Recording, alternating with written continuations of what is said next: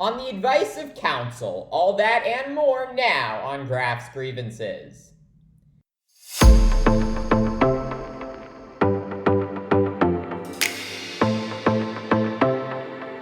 Former President Donald Trump's defense in his newest criminal case now coming into focus. Trump's attorney, John Lauro, appearing across all the Sunday shows this weekend and arguing that his client, Donald Trump, was relying on the advice of counsel when he tried to overturn the results of the 2020 election.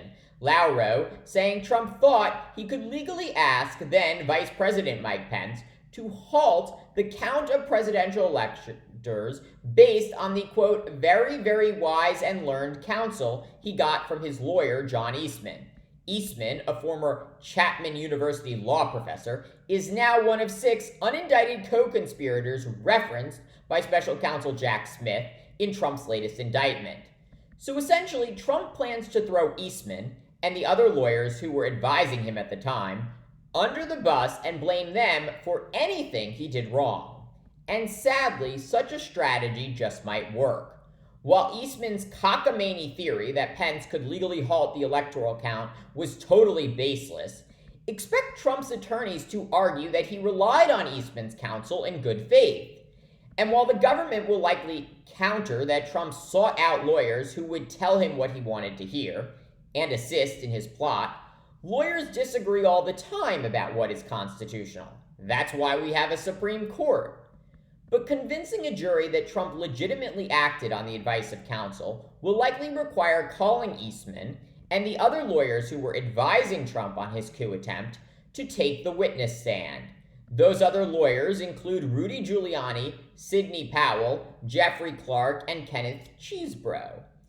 But there's one problem with calling these lawyers to testify.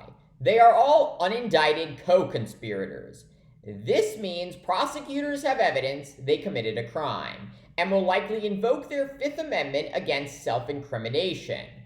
To get around such an obstacle, prosecutors will likely have to offer them immunity or charge them with a crime and take them to court. That could be a very lengthy process and only benefit Trump by delaying his trial.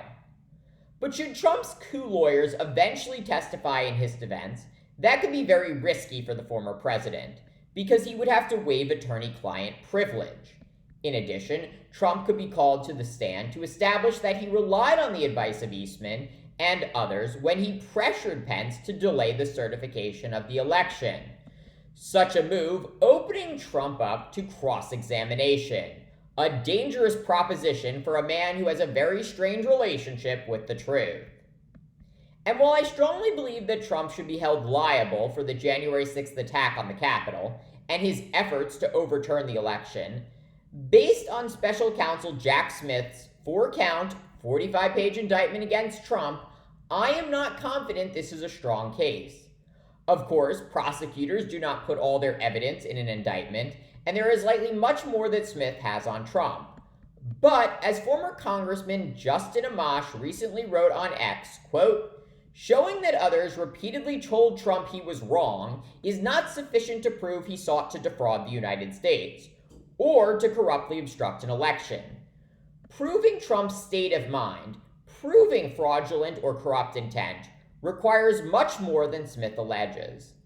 And I am sadly afraid that Amash, who was the first Republican member of Congress to call for Trump's impeachment, is correct. And if this case ever goes to trial, I do not see a jury, beyond a reasonable doubt, convicting Trump of conspiring to defraud the United States. This grim reality is why it is ever more sickening that only 7 Republican senators had the courage to vote with every Democrat and find Trump guilty of inciting an insurrection at his second impeachment trial. Had such a move proven successful, Trump could have been barred from ever holding public office again, and the future of America's democracy would not have so much riding on this one case. Thanks for watching Graph's Grievances. Let me know what you think, and please subscribe.